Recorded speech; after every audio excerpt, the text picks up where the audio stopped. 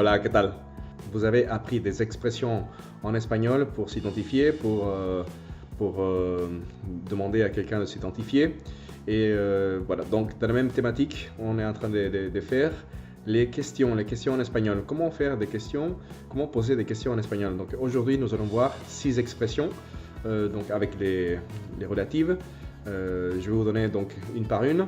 D'abord, on commence par quel. Donc, quel, que ce soit au masculin ou au féminin, en espagnol, c'est invariable.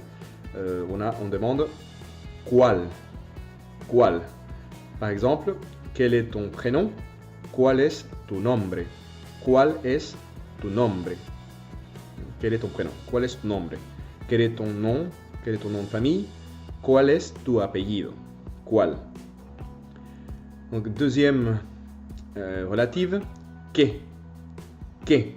Donc, vous avez vu, donc, dans les cas précédents, à chaque fois qu'on a une question en espagnol, on ouvre avec un crochet. Donc ça, c'est nouveau pour vous. Donc toutes les autres langues, vous avez le point d'interrogation à la fin, mais en espagnol, on doit aussi utiliser le point d'interrogation pour commencer la question. Normalement, la règle dit que dès qu'on commence une question, dès qu'on pose une question, le mot doit être, on écrit avec une majuscule. Voilà, c'est pour ça que cuál et que, j'ai commencé par une majuscule. Si c'est la même phrase, par exemple, on est en train de parler hola, ¿qué tal?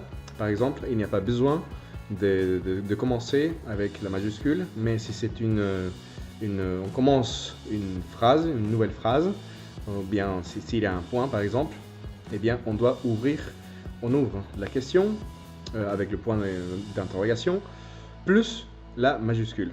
Donc voilà, on a en espagnol cuál, donc pour traduire quel, masculin ou féminin, que, qui traduit quoi, qu'est-ce que. On va voir tout ça quand on verra les autres verbes.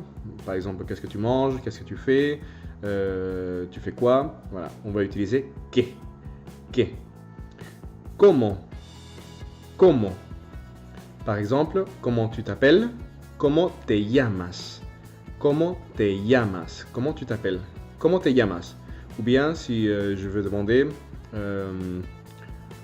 comment tu es? Comment tu es physiquement, par exemple? Comment eres? Comment eres? Oh, comment est-elle? Comment est-elle? Comment est-il physiquement, je parle? Comment est elle? Comment est ella? Comment est elle? Comment est ella? Comment? Comment? Donc ça ressemble normalement au français. Comment? Comment?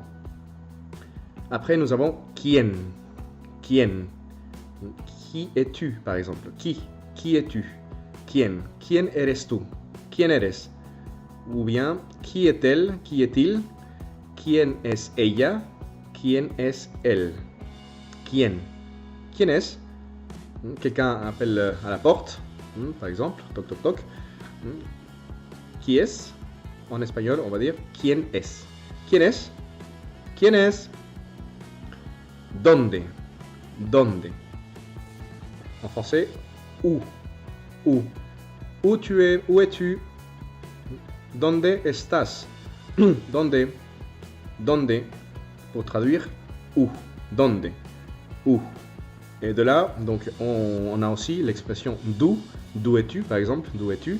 ¿De dónde eres? ¿De dónde eres? ¿De dónde eres tú? Donc la réponse, je suis mexicain ou je viens du Mexique. Donc je vais répondre, je soy de México. ¿De dónde eres? Yo soy de México.